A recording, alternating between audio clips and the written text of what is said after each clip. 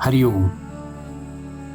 राजा जनक आणि सर्वज्ञानी श्री अष्टावक्र यांचा ज्ञानसंवाद. अष्टावक्र गीता,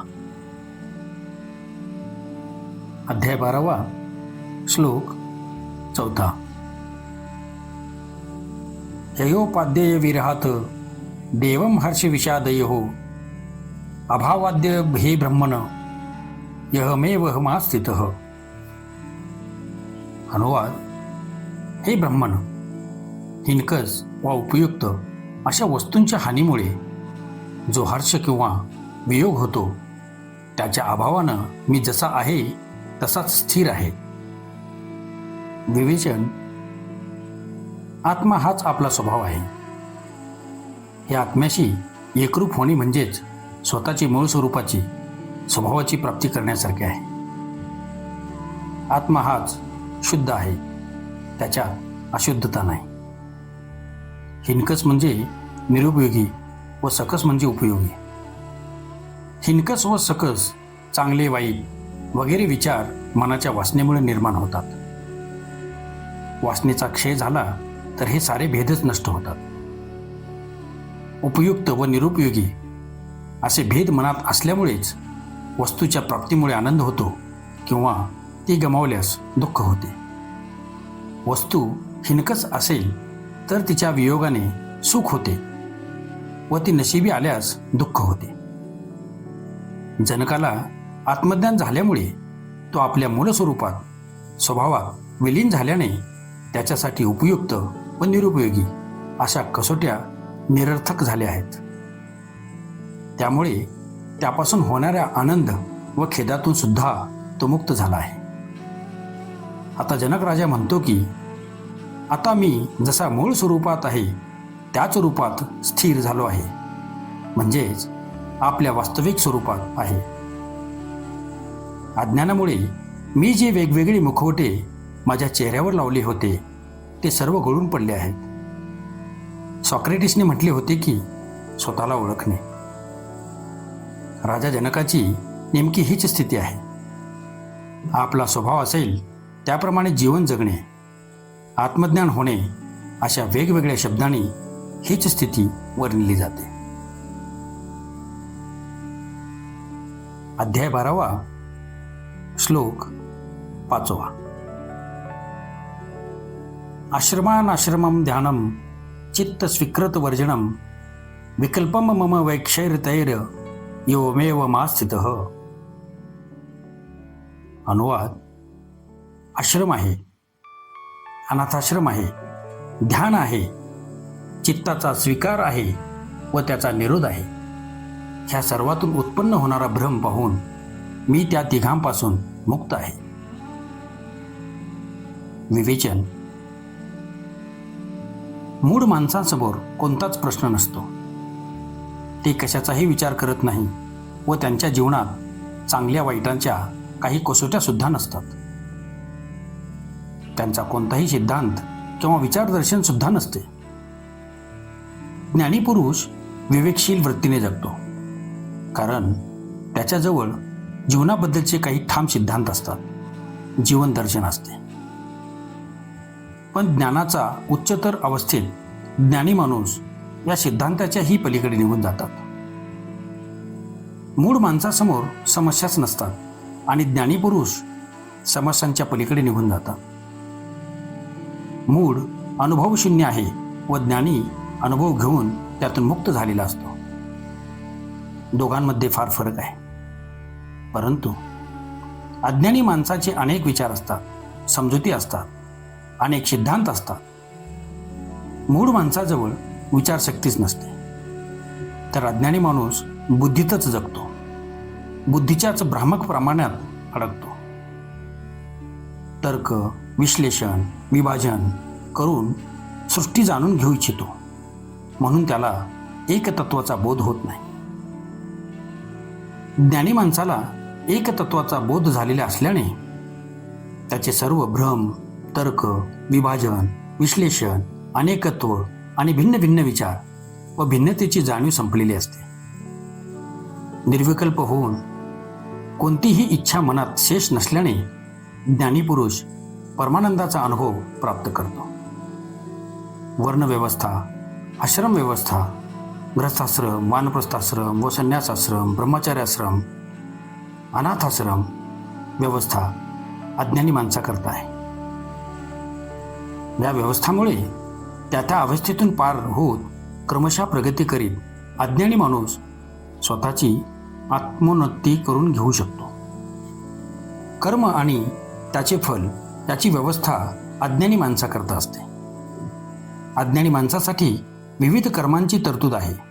भजन, कीर्तन, भक्ती, पूजा, पाठ, जप, यज्ञ, हवन, कर्मकांड, हठयोगाच्या क्रिया आणि अन्य प्रकारच्या अनेक उपासना पद्धती, तसेच ध्यान, धारणा, समाधी या अन्य साधना पद्धतीच्या द्वारे अंतःकरण शुद्ध होते, तेव्हा आत्मज्ञान प्राप्त होते. म्हणूनच काही धर्मसंप्रदाय उपदेश करतात की जे काही आहे जसे आहे तसेच स्वीकार करावे, कारण जे आहे ते सारे ईश्वरीय आहे. स्वीकार करण्याने तुम्ही मुक्त व्हाल. तंत्रपंथांची हीच समजूत व धारणा आहे. हठयोगात चित्ताचे निरोधन करण्याची पद्धती सांगितली आहे. मनाचे नियंत्रण करा, वासना भोगापासून दूर राहा, मनाचे ऐकू नका, मनच सतत भटकत राहते. शरीराला पण कष्ट द्या, कारण त्याच्यामुळेच तुम्ही विषय वासनात अडकला आहात. शरीराला उघडे ठेवा, उपाशी ठेवा, त्याला चापकाचे फटके मारा, थंडीत उन्हात त्याचा छळ करा, कारण हे शरीर पापी आहे. ह्यालाच हठयोगी तपश्चर्या तप म्हणतात. पण हे सर्व कशासाठी? याचा पर्याय आहे आत्मज्ञान. असे हठयोगी तप केल्याने कदाचित अज्ञानी माणसाची पापवासनातून मुक्ती होईल व त्यामुळे त्याला बोध होण्यास मदत होईल. पण ही सर्व साधना अज्ञानी माणसासाठी आहे.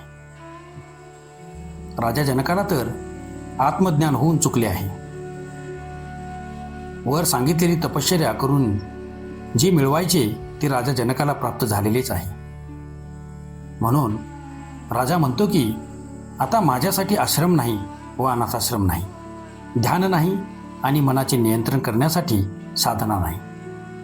या सर्वातून मुक्त होऊन आत्मरूपातील पर्याय मी प्राप्त केल्याने मी केवळ आत्मरूपातच स्थितप्रज्ञ बुद्धीने स्थिर झालो आहे. जनकाचे प्रतिपादन त्यांच्या स्थितावस्थेचे लक्षण आहे. अज्ञानाच्या अवस्थेत असताना ह्या साधना पद्धतीचा अवलंब करावा लागतो. ज्याला बोध होत नाही त्याला कोणती तरी उपासना पद्धती स्वीकारावी लागेलच.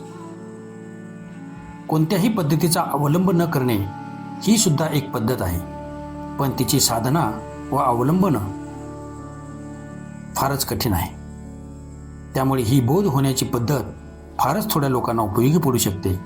सामान्य व्यक्तीची ह्यात दिशाभूल होऊ शकते. अध्याय 12 श्लोक 6. कर्मानुष्ठानम ज्ञानाथ ऐथोपरमस्तथा बुद्ध्वा सम्यगिदं तत्त्वं एवमेव मास्थितः. अनुवाद: ज्याप्रमाणे कर्माचे अनुष्ठान अज्ञान आहे, त्याचप्रमाणे अज्ञानामुळेच कर्माचा त्याग करण्यात येतो. हे तत्व मी मनपूर्वक जाणल्यामुळे कर्म व अकर्म यातून मुक्त होऊन मी माझ्या मूल आत्मस्वरूपात स्थिर आहे. विवेचन: जगात विविध कर्मे करणे हे आवश्यक व बंधनकारक आहे. कर्म अनेक प्रकारचे असते. उदाहरणार्थ स्वाभाविक कर्म, सक्तीचे किंवा बंधनकारक कर्म, नित्यकर्म, अकर्म वगैरे. कर्म शारीरिक व मानसिक प्रकारचे सुद्धा असते. जीवन हेच कर्म व कर्म हेच जीवन आहे. कर्माचा पूर्ण अभाव म्हणजे मृत्यूच. कर्मांचा प्रारंभ जन्मापासून सुरू होतो व मृत्यूपर्यंत चालू राहतो. म्हणून जीवनातून कर्म नाहीसे करणे अशक्य आहे.